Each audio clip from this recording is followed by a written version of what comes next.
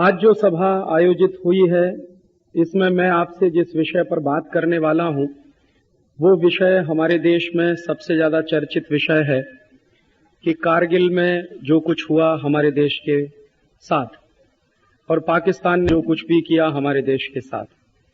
इस प्रश्न के थोड़े ऐतिहासिक परिप्रेक्ष्य की बात मैं आपसे करूंगा। वर्तमान में क्या हुआ उसकी पहले बात करूंगा और इतिहास में जो कुछ हो चुका उसकी भी बात आपसे करूंगा। भविष्य क्या है इस तरह की घटनाओं का, उसके बारे में भी आपसे चर्चा करूंगा। कारगिल का जो प्रश्न पैदा हुआ और युद्ध की स्थिति बनी, आप सब जानते हैं कि वो युद्ध की परिस्थिति पाकिस्तान के रवैये के कारण बनी। पाकिस्तान की सेनाओं ने, पाकिस्तान के आतंकवादियों ने, पाकिस्तान के घुसपैठियों ने हमारे देश की सीमाओं का अतिक्रमण किया। जम्मू कश्मीर के इलाके में कारगिल, द्रास और बटालिक नाम के 3 सेक्टर हैं। वहां पर कुछ पहाड़ियों पर कब्जा करके पाकिस्तान के आतंकवादी और घुसपैठिए बैठे। भारतीय सैनिकों ने पहले उनको कोशिश की पाकिस्तान की सरकार से कि किसी तरह बातचीत के माध्यम से पाकिस्तानी घुसपैठिए वापस हो जाएं। भारत की सेनाओं ने ये भी कोशिश की कि बड़े पैमाने पर युद्ध ना करना पड़े, बड़े पैमाने पर जान माल की नुकसान ना उठाना पड़े, उसकी भी कोशिश की, लेकिन हर कोशिश नाकामयाब हुई। तो फिर भारतीय सेनाओं के सामने कोई विकल्प नहीं था और पाकिस्तानी सैनिकों को वहां से मारकर भगाने के लिए अभियान शुरू करना पड़ा। आप जानते हैं कि पूरा का पूरा अभियान करीब 2 महीने चला। 2 महीने के इस अभियान में हिंदुस्तान की तरफ से करीब 465 सैनिक जवान हमारे मारे गए। 465 जो सैनिक जवान मारे गए उनमें अधिकारी भी थे और हमारे सैनिक भी थे। आप जानते हैं कि उससे ज्यादा घायल हुए हैं और वो अलग अलग हॉस्पिटल्स में अभी इलाज करा रहे हैं। कई जवान हमारे लापता हैं जिनके बारे में सेना के अधिकारियों का ऐसा कहना है कि या तो उनकी लाश कहीं बर्फ के नीचे दब गई है या तो पाकिस्तानी सेनाओं ने उनको बंदी बना लिया है। जो लापता हैं उनकी संख्या भी काफी है। ऐसी परिस्थिति जो बनी हमारे देश में, ये महत्वपूर्ण है जानना कि ये परिस्थिति तमाम तरह के पाकिस्तान से बातचीत करने के बावजूद बनी। पाकिस्तान से समय समय पर भारत की सरकार बातचीत करती रहती है। पाकिस्तान के साथ भारत की सरकार समय समय पर समझौता भी करती रहती है। उसी के तहत 1998 के साल में श्री अटल बिहारी वाजपेयी जी ने कोशिश की अपनी तरफ से पाकिस्तान के साथ समझौता करने की, शांति वार्ता करने की, और 98 से चली कोशिशों का नतीजा 99 में निकला कि लाहौर तक जाकर एक समझौता हुआ जिसको लाहौर समझौता कहते हैं। लाहौर समझौते में दोनों देशों ने यह तय किया था कि कोई भी देश किसी देश की सीमाओं का अतिक्रमण नहीं करेगा और कोई भी देश किसी देश के ऊपर पहले हमला नहीं करेगा।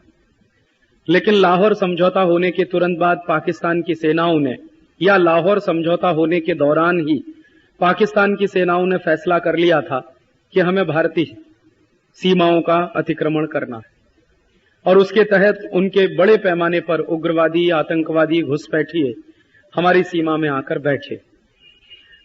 ये जो समझौता हुआ, ऐसे पाकिस्तान के साथ हमारे कई बार समझौते हो चुके हैं। लाहौर में जो समझौता हुआ था भारत सरकार और पाकिस्तान सरकार का, इसी तरह का एक समझौता 1987 में भी हुआ था। श्री राजीव गांधी इस देश के प्रधानमंत्री हुआ करते थे 1987 में। बेनजीर भुट्टो पाकिस्तान की प्रधानमंत्री होती थी 1987 में। तो बेनजीर भुट्टो और राजीव गांधी के बीच में भी एक समझौता हुआ था इस्लामाबाद में और उसका नाम था इस्लामाबाद समझौता। उस समझौते में भी यही तय किया गया था कि भारत और पाकिस्तान एक दूसरे की सीमाओं का सम्मान करेंगे, सीमाओं का अतिक्रमण नहीं करेंगे। 1987 के पहले भी पाकिस्तान के साथ इस तरह की बातचीत हो चुकी है कई बार।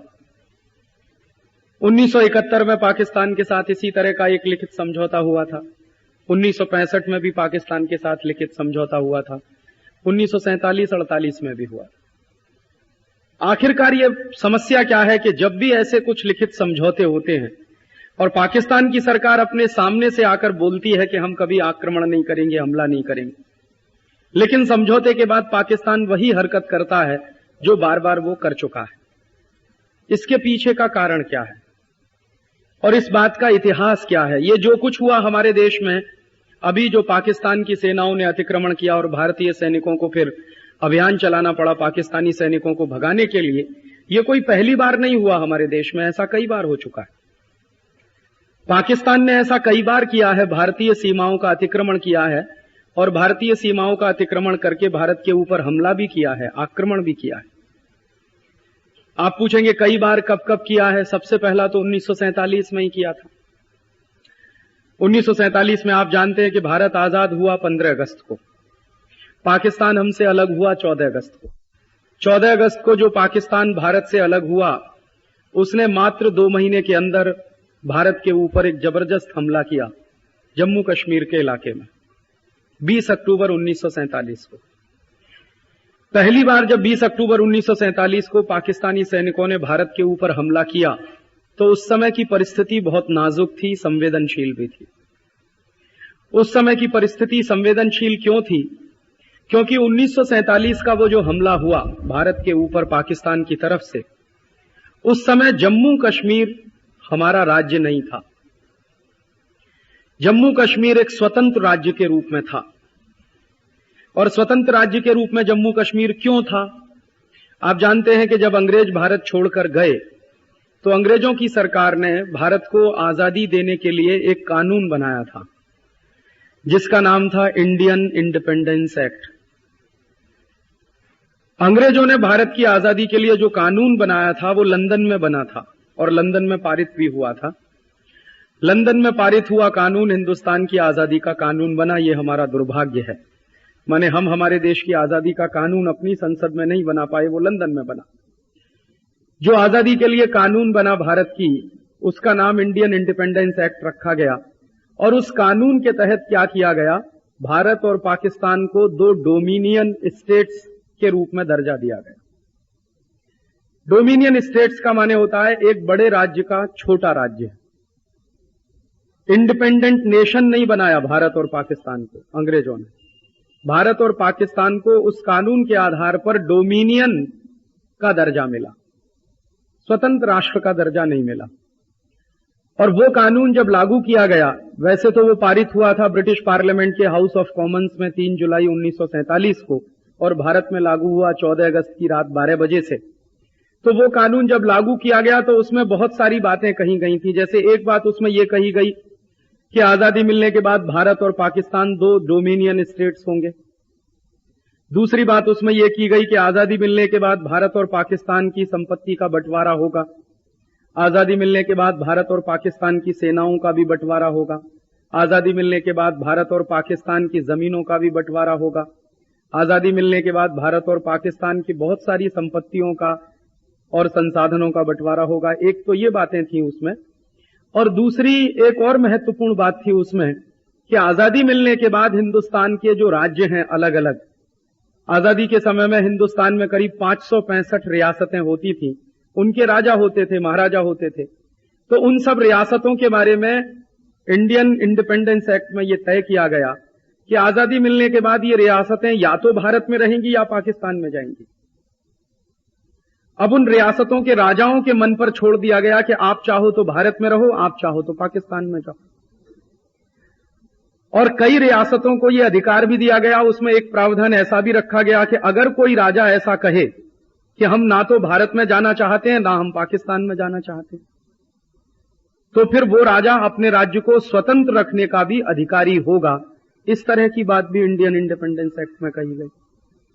आखिर ये इंडियन इंडिपेंडेंस एक्ट बनाया क्यों अंग्रेजों ने? अंग्रेजों का मतलब ये था, अंग्रेजों की कूटनीति ये थी कि वो भारत में जाते जाते कई टुकड़े करना चाहते थे भारत के। अंग्रेजों का बस चलता तो वो भारत को 565 टुकड़ों में खंड खंड तोड़ते, इसलिए उन्होंने ये कानून बनाया। वरना इस कानून में इस तरह की भाषा लिखने का कोई मतलब नहीं कि अगर कोई राजा चाहे तो स्वतंत्र राज्य भी रख सकता है, ना वो भारत में जाएगा ना पाकिस्तान में जाएगा। माने भारत और पाकिस्तान नाम के 2 हिस्से तो कर ही दो, इसके अलावा कुछ राजा महाराजा अपने राज्य को स्वतंत्र रखने के नाम पर भी भारत को टुकड़े टुकड़े करें तो अंग्रेजों को उसमें खुशी ही होने वाली थी। इसलिए अंग्रेजों ने इस तरह का यह कानून बनाया था। हमारे देश में एक बहुत बुद्धिमान व्यक्ति हुआ करते थे उस समय, उनका नाम था सरदार पटेल। सरदार पटेल को इस बात का अंदाजा था कि अंग्रेज ये इंडियन इंडिपेंडेंस एक्ट को क्यों लाना चाहते, और उनको ये बात बिल्कुल स्पष्ट तरीके से समझ में आई कि ये अंग्रेजों की पॉलिसी ये है कि हिंदुस्तान के ये जो 565 रियासतें हैं किसी तरह इनमें बगावत कर दी जाए और हिंदुस्तान ये 565 टुकड़ों में खंड खंड बट जाए। पाकिस्तान एक टुकड़ा हो गया, ऐसे हिंदुस्तान के तमाम टुकड़े हो जाए। इस दृष्टि से अंग्रेजों ने वो कानून लाया था। बहाना अंग्रेजों ने ये बनाया था उस कानून को लाने के लिए कि ये हिंदुस्तान की आजादी का कानून है। वास्तव में वो हिंदुस्तान की बर्बादी का कानून था। सरदार पटेल को लगा कि अगर ये कानून लागू होता है और कानून लागू होने के बाद बहुत सारे राजा ये बात बोलना शुरू करेंगे कि इस कानून के आधार पर तो हमको स्वतंत्र राज्य रखने का अधिकार है, स्वतंत्र राष्ट्र बनाने का अधिकार है, तब तो बहुत बड़ा संकट पैदा हो जाएगा।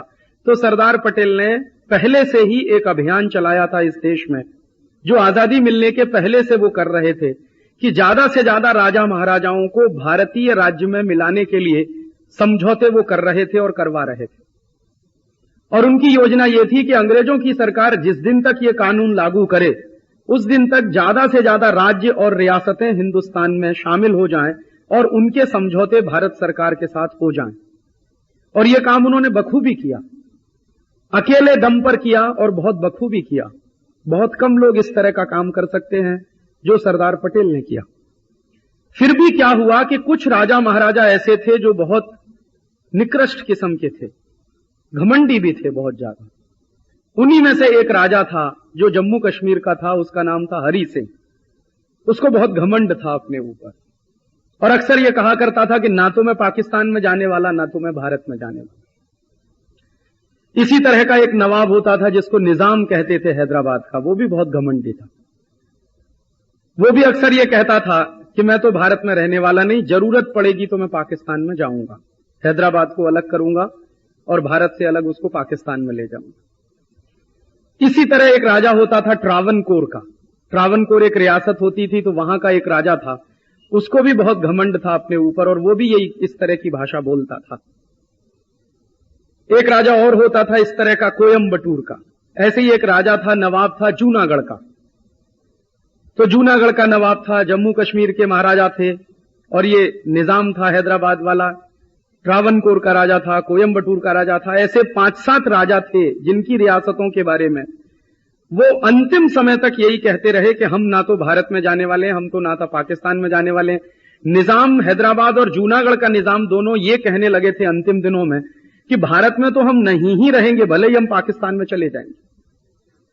अब मुश्किल उनकी ये थी कि जो जूनागढ़ का नवाब चाहता था कि हम पाकिस्तान में मिलें, लेकिन जूनागढ़ की प्रजा चाहती थी कि हम भारत में रहें, क्योंकि जूनागढ़ सौराष्ट्र का हिस्सा है, गुजरात का हिस्सा है और जूनागढ़ का पाकिस्तान से सीधे कोई रिश्ता भी नहीं है। बीच में समुद्र है, समुद्र के बाद कराची आता है और जूनागढ़ की प्रजा मूलतः गुजराती प्रजा है, तो वो प्रजा नहीं चाहती थी कि हम पाकिस्तान में मिलें, लेकिन वहां का राजा कहता था कि नहीं, हम तो पाकिस्तान में मिलेंगे। ऐसे ही निजाम हैदराबाद जो था, निजाम कहता था हम पाकिस्तान में मिलेंगे, लेकिन हैदराबाद की प्रजा नहीं चाहती थी कि हम पाकिस्तान में मिलेंगे। तो उनके सामने यह संकट था। निजाम हैदराबाद के सामने अपनी प्रजा का विरोध था, जूनागढ़ के नवाब के सामने अपनी प्रजा का विरोध था। तो चूंकि प्रजा का विरोध था और बड़े पैमाने पर था, इसलिए वो पाकिस्तान में शामिल नहीं हो पाए 15 अगस्त 1947 तक, लेकिन उनकी तैयारी पूरी थी शामिल होने की। जम्मू कश्मीर में परिस्थिति थोड़ी विपरीत थी उस समय। जैसे निजाम हैदराबाद के सामने परिस्थिति थी कि निजाम की प्रजा चाहती थी भारत में रहे, निजाम कहता था पाकिस्तान में जाए। जूनागढ़ की प्रजा कहती थी हम भारत में रहे, निजाम कहता था हम जाएंगे, नवाब कहता था पाकिस्तान में। लेकिन जम्मू कश्मीर की जो प्रजा थी वो ऐसा नहीं कहती थी कि हम भारत में रहेंगे और वो ये भी नहीं कहती थी कि हम पाकिस्तान में रहेंगे। वहां की प्रजा के मन में भी कुछ इसी तरह की बात थी कि हम अलग रहेंगे, न भारत में रहेंगे न पाकिस्तान में रहेंगे, हम अलग रहेंगे। और अंग्रेजों ने कानून बना ही दिया तो उनको मौका मिल गया इसलिए जब 15 अगस्त 1947 को भारत आजाद हुआ तो उस समय जम्मू कश्मीर नाम का राज्य हमारे साथ नहीं था। तो मैंने आपसे थोड़ी देर पहले कहा कि जब 1947 में पाकिस्तान ने पहली बार हमला किया था तो हमारी परिस्थिति बहुत संवेदनशील थी। और परिस्थिति की संवेदनशीलता क्या थी कि जम्मू कश्मीर की प्रजा अपने राज्य का हिस्सा नहीं थी, अपने देश का हिस्सा नहीं थी। वहां का राजा भी भारत का हिस्सा नहीं था, भारत के साथ नहीं था। तो पाकिस्तान को मौका मिल गया और पाकिस्तान को लगा कि ये जम्मू कश्मीर अगर स्वतंत्र राष्ट्र बनेगा तो तकलीफ होगी बाद में। तो पाकिस्तान को ऐसा लगा कि ये भारत में तो अभी मिला नहीं है, तो चलो हमला करो और पूरे जम्मू कश्मीर को छीन लो और उसको पाकिस्तान में मिला दो। ये उनकी योजना थी। उस योजना को कामयाब बनाने के लिए उन्होंने बहुत ताकतवर तरीके से आक्रमण किया था। भारत से अलग हुआ पाकिस्तान 2 महीने पहले और अचानक से 2 महीने के बाद उसने आक्रमण किया जम्मू कश्मीर की सीमा पर। तो राजा हरि सिंह जो था उसकी सेनाओं ने 4 दिन के अंदर पाकिस्तानी सेनाओं के सामने समर्पण कर दिया। 4 दिन भी शायद नहीं लगे, 3 साढ़े 3 दिन के अंदर जम्मू कश्मीर की पूरी सेना और उनकी की पूरी फौज पाकिस्तानी सेनाओं के सामने समर्पण करके हाथ बांधकर खड़ी हो गई। और पाकिस्तान ने इसका फायदा उठाया। जब पाकिस्तान को जीत मिली और जम्मू कश्मीर की सेनाओं ने समर्पण कर दिया पाकिस्तान के सामने, तो पाकिस्तान को लगा कि अब रौंदते चले जाओ और पूरे जम्मू कश्मीर को अपने में मिला दो। उसी दृष्टि से पाकिस्तानी सेना लगातार आगे बढ़ती गई। श्रीनगर के बिल्कुल नजदीक तक पाकिस्तानी सैनिक पहुंच गए 4 दिन के अंदर। 20 अक्टूबर को हमला हुआ, 24 अक्टूबर तक पाकिस्तानी सैनिक श्रीनगर के नजदीक पहुंच गए। राजा हरि सिंह को लगा कि अब अगर पाकिस्तान को रोका नहीं गया किसी तरीके से, तो ये मेरा जो सपना है कि मैं जम्मू कश्मीर को एक स्वतंत्र राष्ट्र बनाऊं, वो सपना हमेशा के लिए खत्म हो जाएगा। भारतीय सेना कुछ कर नहीं सकती थी उस समय, क्योंकि मैंने आपको बताया भारतीय सैनिक कसमसाहट से देख रहे थे कि पाकिस्तानी सैनिक जम्मू कश्मीर को रौंद रहे हैं, लेकिन उनके हाथ बंधे हुए थे, वो कुछ कर नहीं सकते थे क्योंकि वो इलाका हमारा नहीं था। अगर वो हमारे राष्ट्र का इलाका होता तो भारतीय सैनिकों को इंतजार नहीं करना पड़ता 4 दिन तक, वो जाते और पाकिस्तानी सेना को मार के भगाते। तो जब ऐसा लगने लगा कि अब जम्मू कश्मीर चला जाएगा हाथ से और पाकिस्तानी सेना पूरे जम्मू कश्मीर पर कब्जा कर लेगी, तब राजा हरि सिंह ने भारत सरकार के गृह मंत्री सरदार पटेल को एक पत्र लिखा। उस पत्र में उसने लिखा कि आप हमारी पाकिस्तान की सेना से रक्षा करिए, बदले में हम अपना पूरा का पूरा राज्य भारत में मिलाने को तैयार हैं। सरदार पटेल ने कहा कि आपकी बात पर भरोसा नहीं होता, आप ये हमको लिख कर दीजिए।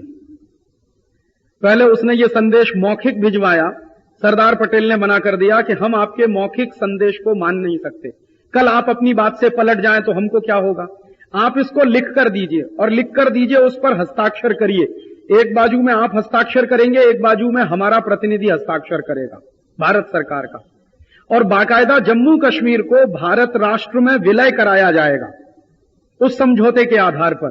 और जब जम्मू कश्मीर का विलय भारत राष्ट्र में हो जाएगा, उसके बाद हमारी सेना आपकी रक्षा करने के लिए आएगी।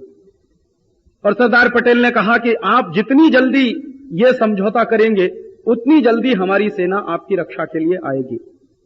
तो महाराजा हरि सिंह ने सरदार पटेल द्वारा रखी गई इस शर्त के आधार पर एक लिखित समझौता किया, जिसके सारे दस्तावेज हमारे देश में उपलब्ध हैं। महाराजा हरि सिंह ने समझौता यह किया कि भारत सरकार की सेनाएं हमारी रक्षा करेंगी, माने जम्मू कश्मीर की पाकिस्तान से रक्षा करेगी, बदले में हम पूरा का पूरा राज्य भारत में विलय करने की बात करते। उसमें एक ही बात मुश्किल हो गई कि राजा हरि सिंह ने कहा कि हम विलय जरूर करेंगे आप में, लेकिन हमारा स्वतंत्र अस्तित्व खतरे में नहीं पड़ना चाहिए। हम जम्मू कश्मीर के रहने वाले लोगों का एक स्वतंत्र अस्तित्व है, हमारी अलग अस्मिता है, हमारी अलग संस्कृति है, हमारी अलग भाषा है, हमारा अलग खान पान है, हमारा अलग रहन सहन है। तो हमारी पूरे के पूरे आइडेंटिटी का कोई खतरा ना पैदा हो, इसलिए कुछ शर्तों के साथ हम विलय करने को तैयार हैं। तो शर्तें कुछ इस तरह की थीं कि जैसे जम्मू कश्मीर को एक विशेष राज्य का दर्जा मिलेगा, और वो विशेष राज्य का दर्जा हमको अपने संविधान में लाना पड़ेगा। तो इन शर्तों के आधार पर जम्मू कश्मीर को हिंदुस्तान में शामिल किया गया। जब शामिल हुआ जम्मू कश्मीर 24 अक्टूबर 1947 की रात को राजा हरि सिंह ने दस्तखत किए समझौते पर। जैसे ही समझौता हुआ तो सरदार पटेल ने आदेश किया और भारतीय सैनिकों ने जाकर फिर पाकिस्तानी सैनिकों के साथ पूरी ताकत से युद्ध लड़ना शुरू किया। भारतीय सैनिकों को पाकिस्तानी सैनिकों को मारने में या भगाने में समय लगा, क्योंकि पाकिस्तानी सेना काफी अंदर तक घुस आई थी। 24 अक्टूबर से भारतीय वायुसेना ने हमला शुरू किया, थल सेना भी उनके साथ थी, लेकिन वो लड़ाई कम से कम 2-2.5 महीने चल गई। 2-2.5 महीने की लड़ाई जब चली तो बाद में क्या हुआ कि पाकिस्तान को ऐसा लगने लगा कि अब भारत सरकार जम्मू कश्मीर के समर्थन में आ गई और जम्मू कश्मीर ने अपने राज्य के विलय का समझौता भारत सरकार से कर लिया है। तो पाकिस्तान को लगा कि अब पाकिस्तान जम्मू कश्मीर पर विजय हासिल नहीं कर पाएगा, क्योंकि अब जम्मू कश्मीर की सेना तो पीछे हट गई, भारतीय सेना उनके सामने आ गई। तो फिर पाकिस्तान ने एक कूटनीतिक प्रयास किया कि ये जम्मू कश्मीर अब तो हम पूरा ले नहीं पाएंगे, लेकिन जितना इलाका हमने ले लिया है जम्मू कश्मीर का उतना भी हमारे पास रह जाए। तो उसके लिए फिर पाकिस्तानी सरकार ने प्रयास ये शुरू किया कि यूनाइटेड नेशंस वालों को अपनी तरफ से उन्होंने संपर्क किया और कहा कि किसी तरह से आप हमारा भारत सरकार से समझौता कराइए। उस समय यूनाइटेड नेशंस नई बनी हुई संस्था थी, अमेरिका के आदेश और इशारे पर चलने वाली संस्था थी उस समय और आज भी है। अमेरिका के उस समय राष्ट्रपति थे, उनका नाम था आइजनहोवर। तो आइजनहोवर को जब पाकिस्तानियों ने संपर्क किया तो उनको लगा कि अमेरिका को चौधरी बनने का ये बहुत अच्छा मौका है, अभी पाकिस्तान की सरकार सामने से बोलती है। तो अमेरिका के राष्ट्रपति आइजनहोवर ने क्या किया, हमारे देश के प्रधानमंत्री पंडित नेहरू को एक पत्र लिखा और पंडित नेहरू को उन्होंने पत्र लिखा। उसकी भाषा कुछ इस तरह की थी कि आप अगर कहो तो हम पाकिस्तान के साथ आपकी दोस्ती कराएंगे, युद्ध विराम कराएंगे। तो उससे समझ में आने लगा कि पाकिस्तान जो कर रहा है वो उनके इशारे पर ही कर रहा। जब अमेरिकी राष्ट्रपति इस तरह की भाषा बोले कि आप कहो तो हम आपकी पाकिस्तान से दोस्ती कराएं, जैसे कि अमेरिकी राष्ट्रपति को पाकिस्तान के दोस्ती के सारे सूत्र मालूम हों, इस तरह की भाषा उन्होंने बोलना शुरू किया। और एक प्रस्ताव यह भी दिया कि आप बोलो तो यूनाइटेड नेशंस में इस मामले को ले आएं और कोई एक परमानेंट सॉल्यूशन हो जाए इसका, क्योंकि भारत पाकिस्तान की दुश्मनी लंबे समय चल सकती है, इसका कोई स्थायी समाधान हो जाए। इस तरह की बात पंडित जी के सामने आई। शायद पंडित नेहरू को ऐसा लगा कि अंतर्राष्ट्रीय कूटनीति में अगर हम यूनाइटेड नेशंस को बीच में ले आएं तो कभी भी भविष्य में यूनाइटेड नेशंस जो है भारत पाकिस्तान के झगड़े सुलझाने में मदद करता रहेगा। पंडित नेहरू को यह अंदाजा नहीं था कि यूनाइटेड नेशंस के पीछे अमेरिका जो है उसकी कूटनीतिक बुद्धि काम कर रही है। तो पंडित जी उस झांसे में फंस गए जो आइजनहोवर ने उनके सामने पत्र के रूप में भेजा और पंडित नेहरू तैयार हो गए कि ठीक है, यूनाइटेड नेशंस की अध्यक्षता में हम इन दोनों देशों के लोग शांति वार्ता करेंगे या समझौता करेंगे। तो मामला जो द्विपक्षीय था वो यूनाइटेड नेशंस तक पहुंच गया। बाद में यूनाइटेड नेशंस में प्रस्ताव पारित हुए और वो प्रस्ताव पारित होने के बाद भारत और पाकिस्तान का एक समझौता हुआ। उस समझौते में जो हमारे हित के विरुद्ध था वो क्या बात थी? वो बात यह थी कि जिस समय समझौता हुआ जनवरी 1948 के समय की स्थिति को उसमें माना गया, तो जनवरी 1948 तक जो सेनाओं के पास जितना हिस्सा है वो उनके पास रहेगा। माने पाकिस्तान की सेना के पास अगर कुछ हिस्सा है तो वो पाकिस्तान का रहेगा और भारतीय सैनिकों के कब्जे में जितना हिस्सा है वो भारतीय सैनिकों के पास रहेगा। ऐसी बात उस समझौते में आई जो मैं मानता हूं कि भारत के हित के विरुद्ध थी। अगर समझौता होता तो इस तरह का होना चाहिए था कि 14 अगस्त 1947 की रात 12 बजे जिस देश की सेना जहां पर थी वो वहां पर वापस जाएगी। और चूंकि 24 अक्टूबर 1947 को जम्मू कश्मीर का विलय भारत में हो चुका था, तो उस समय तक की भी अगर बात करते तो भी समझ में आती, लेकिन उसमें बात ऐसी नहीं हुई। उसमें बात ऐसी हुई, जनवरी 1948 में सीमाओं के पास अगर पाकिस्तान की सेना है और पाकिस्तान की सेना के कब्जे में कुछ जम्मू कश्मीर का इलाका है तो वो उनके पास रहेगा और भारतीय सेना के पास जो कुछ है वो उनके पास रहेगा। तो इसी समझौते में जो गड़बड़ हुई वो ये कि जम्मू कश्मीर का करीब 26,000 वर्ग मील का इलाका उस समय पाकिस्तान के कब्जे में था जिस समय यह समझौता हुआ। तो समझौते की शर्त के मुताबिक वो 26,000 वर्ग मील का इलाका पाकिस्तान के कब्जे में चला गया, जो वास्तव में भारत में होना चाहिए था, क्योंकि जम्मू कश्मीर का विलय भारत में 24 अक्टूबर 1947 को हो चुका था। यही 26,000 वर्ग मील इलाका है जिसको आज हम पाक अधिकृत कश्मीर कहते हैं। इसमें 3 डिवीजन है, एक का नाम है गिलगित, एक का नाम है स्कार्दू और एक का नाम है हुंजा। ये 3 डिवीजन का 26,000 वर्ग मील इलाका हमारे देश का या जम्मू कश्मीर का पाकिस्तान के कब्जे में है। 1948 के उस यूनाइटेड नेशंस के हस्तक्षेप के बाद हुए समझौते के आधार पर ऐसा तय हुआ और तब से वो पाकिस्तान के कब्जे में है।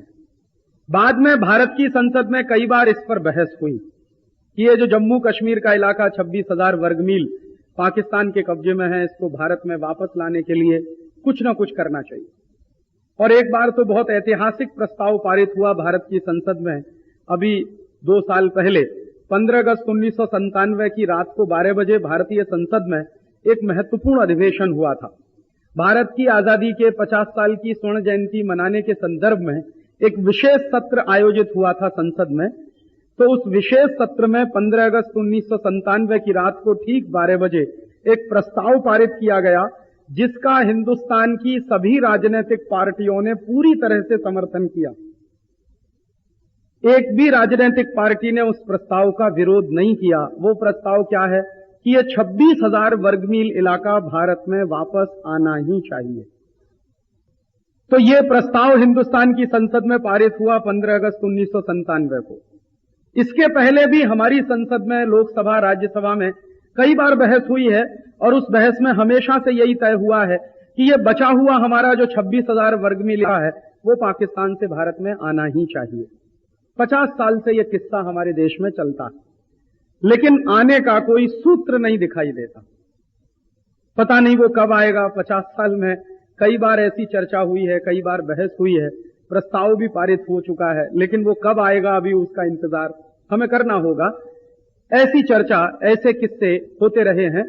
मैं जो बता रहा था मुख्य बात वो 1947-48 के पाकिस्तान के आक्रमण की और उसके बाद हुए समझौते की। उस समझौते में एक चीज अच्छी हुई थी जिसको मैं कहता हूं कि जब 1948 में यह समझौता हुआ भारत पाकिस्तान का, तो उसमें तय यह हुआ कि भविष्य में कभी भी पाकिस्तान भारत के ऊपर हमला नहीं करेगा। मुझे लगता है कि शायद पंडित नेहरू इसीलिए तैयार हुए गए होंगे उस प्रस्ताव पर, अन्यथा उस प्रस्ताव में ऐसी कोई बात नहीं है, उसके दस्तावेज मैंने देखे हैं जिस पर कोई भी भारत की सरकार तैयार हो सके कि पाकिस्तान से कोई समझौता करें।